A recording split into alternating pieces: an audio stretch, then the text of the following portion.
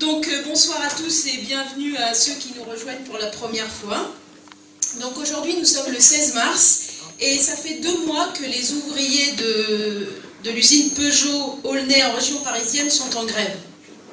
Et ce, malgré tous les acharnements de la direction. Lockout, provocation, des centaines de cadres venus des autres usines et puis des vigiles.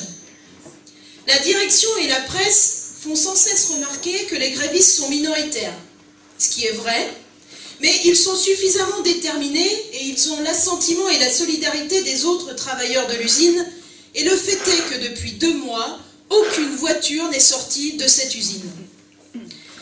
Quand on entend les médias et le gouvernement traiter les travailleurs de PSA ou de Goodyear qui se défendent contre la fermeture de leurs usines de casseurs ou de jusqu'au-boutistes, c'est vraiment révoltant. Comme si c'était les ouvriers en colère qui décidaient de la fermeture de l'entreprise. La violence, elle vient de ceux qui détruisent les usines, qui condamnent des familles entières à la misère. Une société qui réduit une grande partie de sa jeunesse à l'inactivité et qui ruine peu à peu des régions entières ou des quartiers où peut se développer l'individualisme, la délinquance ou le racisme, est une société violente. Et la violence, elle est aussi permanente sur les lieux de travail. Il faut se battre pour se faire payer des heures supplémentaires contre la réduction des pauses et l'augmentation des charges de travail. Alors les salariés qui luttent ne sont ni des violents, ni des égoïstes. Leur combat est juste et légitime parce que, en refusant de se faire jeter à la rue comme des malpropres, ils montrent la voie. La solidarité ouvrière et le combat collectif contre les capitalistes, c'est la seule issue pour renverser cette société gangrénée. Le patronat mène une guerre avec un plan d'attaque général contre les travailleurs. Dans toutes les entreprises, les patrons veulent revenir sur les conditions de travail et les salaires. Et le gouvernement a choisi son camp. Il soutient les licencieurs. Il vient de concocter une loi, applaudie par les patrons, qui fait suite à l'accord signé par le MEDEF, la CFDT, la CGC et la CFTC. Les manifestants du mardi 5 mars ont bien eu raison de se faire entendre contre cette loi, appelée cyniquement la loi de la sécurisation de l'emploi. Quelle sécurité? La seule chose que cette loi sécurise, ce sont les licenciements. C'est une loi honteuse et une attaque historique contre le monde du travail. Le patronat n'avait déjà guère de garde-fous, mais là, il en aura encore moins. Il pourra licencier plus vite et moins cher. Sarkozy en rêvait, Hollande le fait. Avec le premier, c'était, rappelez-vous, travailler plus pour gagner plus. Eh bien, avec le second, c'est travailler plus pour gagner moins. Les dirigeants des confédérations syndicales ont signé cet accord. Et même si les dirigeants de la CGT et de FO ne l'ont pas signé, ils ont quand même participé à cette mascarade de négociations. Et FO a quand même signé avec d'autres syndicats l'accord scandaleux de compétitivité chez Renault. Mais ni la loi, ni les signatures de dirigeants syndicaux prêts à céder au chantage des patrons n'engagent les travailleurs. Sans rapport de force favorable aux travailleurs, rien ne peut être obtenu du côté du monde du travail, et surtout pas dans cette période de crise. Signer, c'est une trahison, c'est se ranger dans le camp patronal. Et participer, c'est cautionner ces pseudo-négociations qui ne pouvaient être que du pain béni pour le patronat. Les militants syndicaux et les travailleurs qui luttent pied à pied dans les entreprises n'ont pas du tout à se sentir liés par ces signatures. Il faut dire et redire que cette loi et ces accords sont iniques et qu'ils vont faire reculer les travailleurs des générations en arrière. Pour justifier les reculs, on nous oppose souvent parfois les petites entreprises qui vont mal et que la crise écrase. C'est vrai que des petites entreprises sont en difficulté, comme dans le bâtiment par exemple, mais c'est surtout parce que les banquiers serrent la vis, les donneurs d'ordre tirent les prix et les grands groupes capitalistes raflent les chantiers et imposent leurs tarifs et leurs conditions. Alors ceux qu'il va falloir faire payer, ce sont eux, les grands patrons capitalistes, qui sont gavés de dividendes. Pour les patrons de Total, c'est 12 milliards de profits annoncés. BNP, 8 milliards. Sanofi, 5 milliards. L'Oréal, 3 milliards.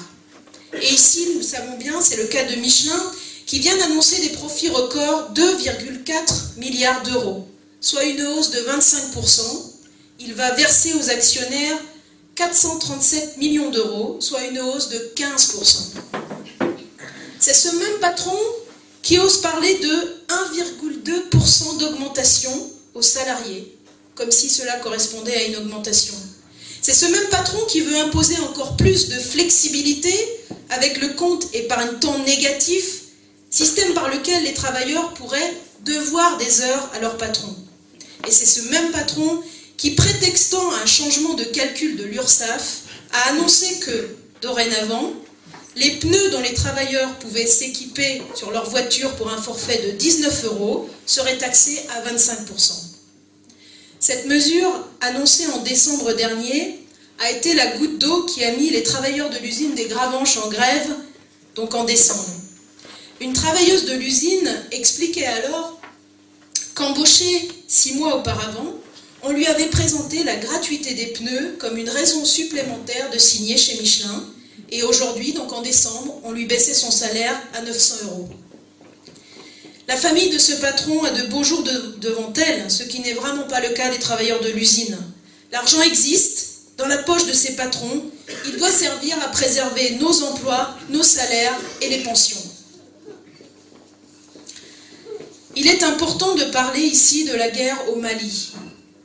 Sarkozy avait eu sa guerre en Libye, et bien Hollande a la sienne au Mali. L'un et l'autre n'ont pas hésité à défendre les intérêts impérialistes de la France. La population malienne a pu être soulagée par l'intervention de l'armée française. Elle avait l'espoir d'être débarrassée de ces groupes de fanatiques et on peut les comprendre. Le problème, c'est que l'armée française n'intervient pas pour ça. La réalité, c'est que derrière la guerre aux terroristes, ce sont les intérêts d'Areva, qui exploite l'uranium au Niger voisin, les intérêts de Total en Mauritanie, où il exploite le pétrole ou le fer, et où le fer est aussi pillé depuis de longues années. Ces intérêts-là seront bien gardés. Quant à la population, rien ne dit que son sort changera, car c'est justement le pillage et l'exploitation par la France et les puissances impérialistes qui maintiennent l'Afrique dans la misère. Des observateurs de l'ONU ont publié cette semaine un rapport accusant l'armée malienne d'avoir mené des représailles contre des groupes de Peuls, de Touaregs et d'Arabes. À l'ombre de l'intervention française, l'armée malienne se venge, assassine ceux qu'elle accuse d'avoir soutenu la rébellion Touareg ou les islamistes. D'ores et déjà, 20 000 Touaregs ont dû fuir ces violences en se réfugiant au Burkina Faso. Nourrir des haines et préparer les massacres de demain, voilà l'un des premiers résultats de l'intervention militaire française au Mali. Le mal en Afrique, la France l'a fait, elle continue de le faire avec cette guerre. Et il n'y a pas à s'étonner que ce soit le Parti socialiste qui mène une nouvelle guerre impérialiste. Il a toujours participé et cautionné les guerres coloniales quand il n'en prenait pas la tête, comme ce fut le cas pour la guerre d'Algérie. Rien de bon ne peut sortir de cette guerre, il faut dire non à la guerre au Mali.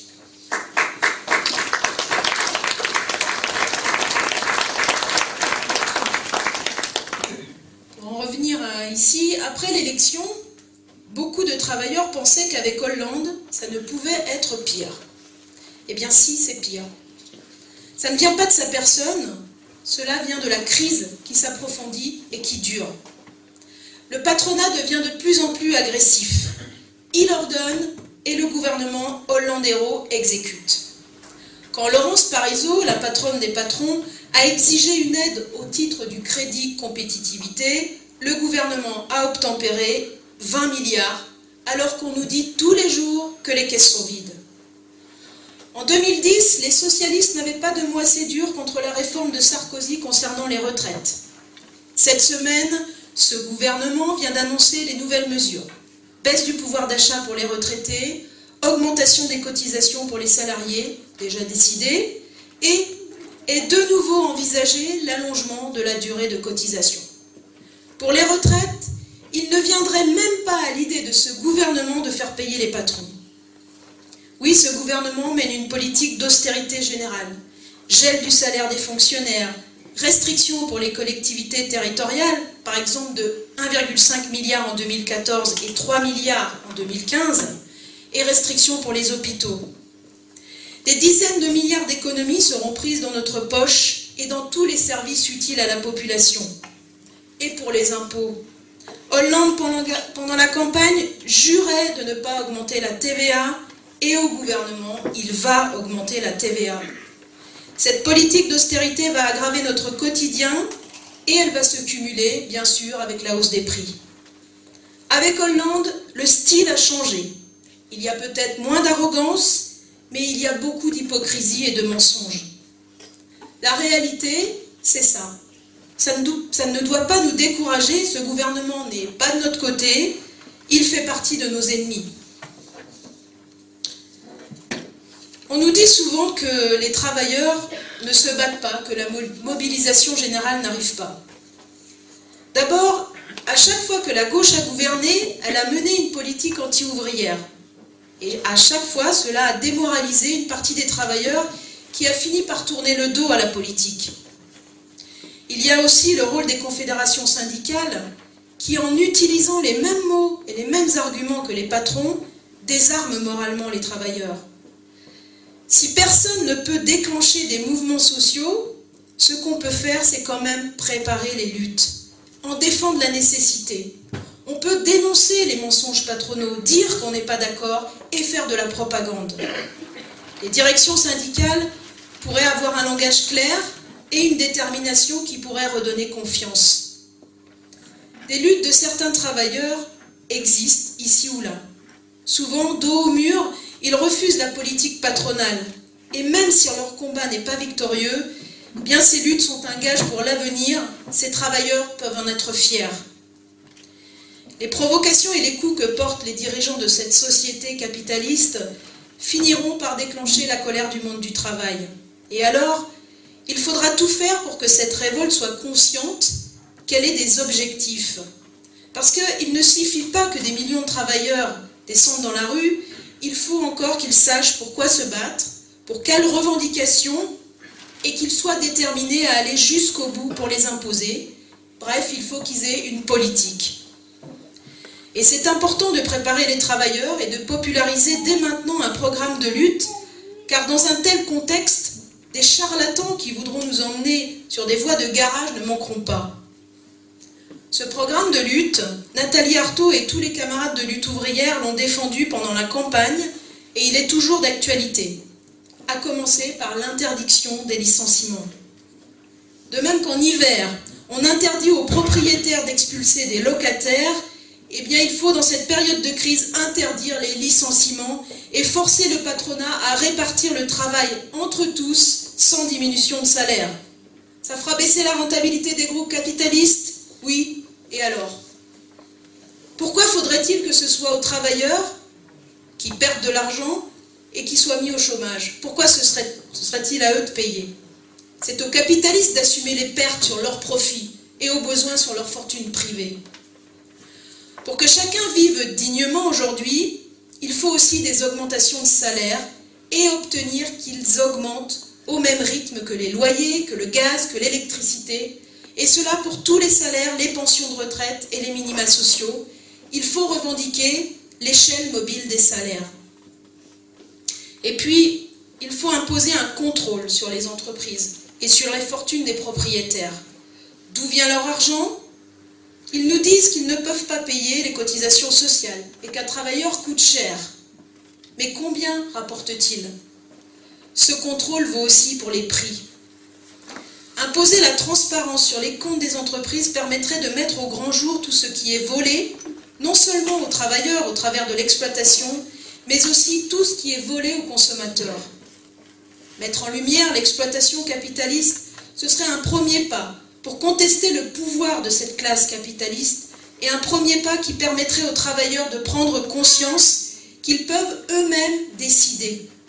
Oui, les travailleurs sont capables de contrôler collectivement l'économie et de la diriger. Et ils le feraient 1000 fois mieux que les capitalistes parce qu'ils ne seraient pas aveuglés par les lois du profit.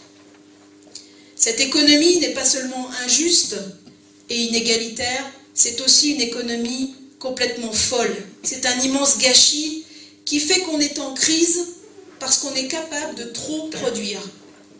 On est en crise et toute la société s'appauvrit parce que le système produit trop de richesses.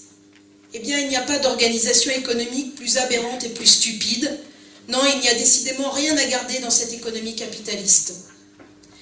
Il faut une transformation profonde de la société qui ne peut se faire qu'en expropriant la bourgeoisie et en réorganisant la production sur des bases collectives, en l'organisant le plus rationnellement possible dans l'intérêt de tous. Et ça s'appelle le communisme, et c'est, nous en sommes persuadés, l'avenir du monde.